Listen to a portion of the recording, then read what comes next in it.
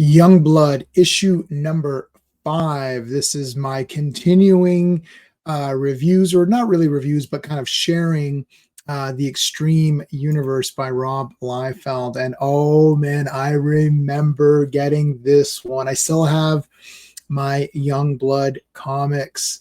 I remember getting this thinking, yeah, this looks badass right here.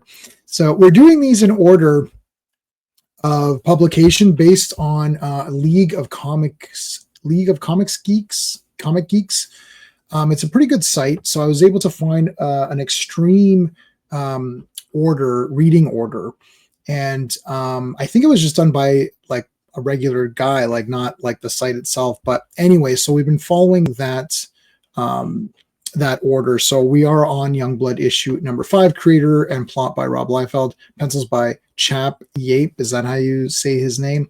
Eric Stevenson, and everybody else there. So let's go on to it. Now, at this point in time, I remember Youngblood was starting to become, it's pretty much a manga. At the time, I didn't know that. So I didn't get into manga till way later. I probably started with anime like Akira and all of that before I got into manga. And then some of the early ones were like Lone Wolf, like Ghost in the Shell, that kind of a thing.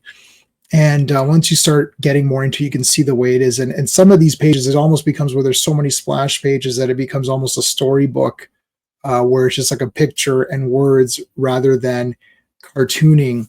But here we're kind of like a mix of this anime or manga style.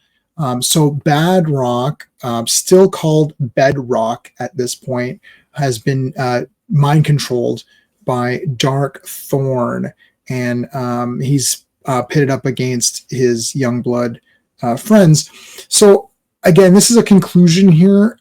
It's a little bit, it's a massive battle. So great, great big, huge, big punches and panels, a lot of splash. Look how many there were. Like, I mean, this isn't a splash page, I suppose, but I mean, it's so close to one. And this kind of style here of having these weird panels and stuff, that's very manga inspired. Big, huge hit. That's one. Another one, Dark Thorn with his guy there, Prophet. So Dark Thorn's trying to get Prophet. Kirby, the Berserkers, all the guys in Youngblood are trying to stop him. Again, another one that's basically 3 in a row now that we've had. Of the team. And it feels the problem with something like this, and I understand what people are saying. See, I love Image Comics, and I especially love these Extreme Universe characters, and I love the way that this is done. To me, it was very different and exciting. Some people think different equals bad, and that's not how I see it unless I don't like it. But in this case, I do like it. And I was never going, is Image better than Marvel? Is Image better than DC? I didn't think of it in that way. I don't even think, is Marvel better than DC? If you watch my channel, I'm actually currently reviewing modern comics, and almost all of them are DC. But my streams, a lot of them involve Marvel, particularly Silver Bronze Marvel. And I found that Silver Bronze Marvel was very exciting. And some 90s stuff was like okay in Marvel as well. But DC, I pretty much liked everything. But Marvel, after about the 90s, for me, it's pretty much downhill after that, in my opinion. But this fit right in. So, yeah, at the time, I would have said Image and Marvel are really neck and neck. But a lot of the Image stuff that was great was from the Image creators. So when they left Marvel, you were like, well, you kind of took all the good guys with you. Photon comes in, nice little battle here. I like the colors here a lot, too. Boom gets nailed. This is just like you got to follow along and see what's going on. It does become slightly storybookish, where they say, oh, there's these creatures that attack. You don't really see them. A lot of big, huge gestures. So this entire comic is mostly based on big gestures and big hits and punches and things like that. We're almost done. This is actually they're very short. And a lot of these books were like flip books. You get like a 2, you get one of this comic and one of the other.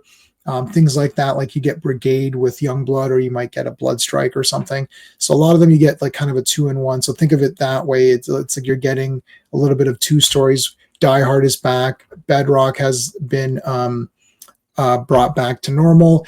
It's slightly disappointing because You're waiting for the big fight here. Kirby comes back, of course, based on Jack Kirby, and you thought that there's going to be this big, huge kind of battle with Darkthorn. He kind of just, like takes off, and it's like, well, we'll settle this another day.